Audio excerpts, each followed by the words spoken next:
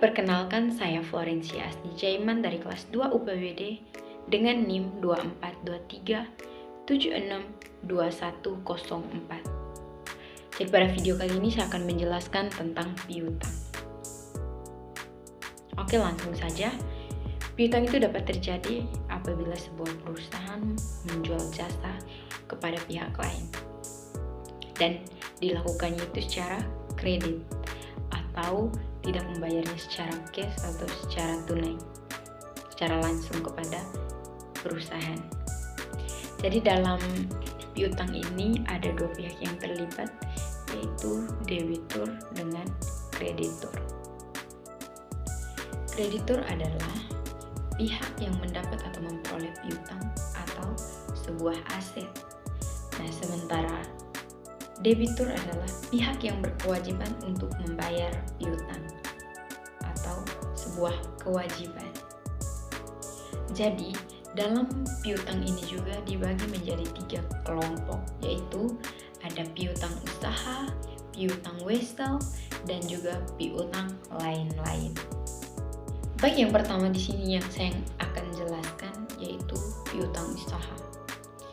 Piutang usaha itu adalah tagihan perusahaan kepada konsumen yang melakukan transaksinya itu secara kredit. Perusahaan biasanya itu memberi waktu kepada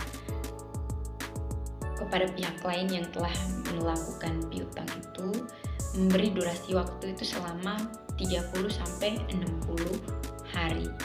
Nah, piutang usaha biasanya merupakan tagihan yang paling signifikan dalam perusahaan. Piutang wesel itu merupakan komponen yang kedua dari piutang tadi. Jadi piutang ini merupakan tagihan dari perusahaan yang didukung dengan instrumen formal sebagai bukti tagihan. Jadi jangka waktu pelunasannya ini berbeda ya dengan jangka waktu di piutang usaha tadi. Kalau piutang usaha tadi kan dia jangka waktunya 30 sampai 60 hari. Nah, kalau untuk piutang wesel ini durasinya itu berkisaran 60 sampai 90 hari. Jadi untuk perbedaannya itu. Dan yang terakhir itu ada yang namanya piutang lain-lain.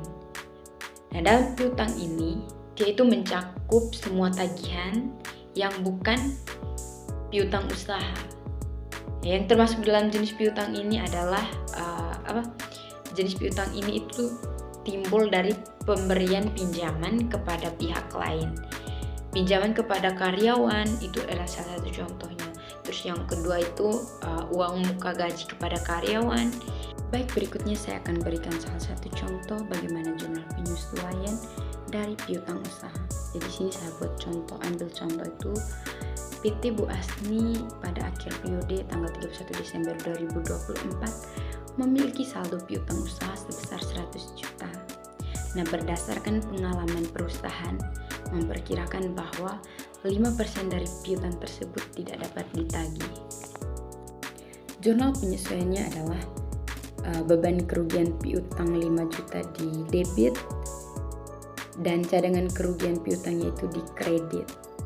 Jadi metode yang saya gunakan adalah metode penyisihan. Jadi jumlah 5 juta itu berasal dari tadi kan diperkirakan itu piutang yang tidak dapat tertagih itu sebesar 5%. Nah, 5% itu dikali dengan modal awal yang 100 juta sehingga memperoleh nilai atau jumlah 5 juta. Nah, untuk akun cadangan kerugian itu adalah kontra atau perbandingan ya, perselisihan aset yang mengurangi jumlah piutang usaha di neraca. Jadi seperti itu contoh jurnal penyesuaian piutang usaha. Oke, baik, sekian penjelasan singkat dari saya. Mohon maaf apabila ada kesalahan atau kekeliruan yang selama video ini berlangsung. Sekali lagi saya mohon maaf. Sekian dan terima kasih.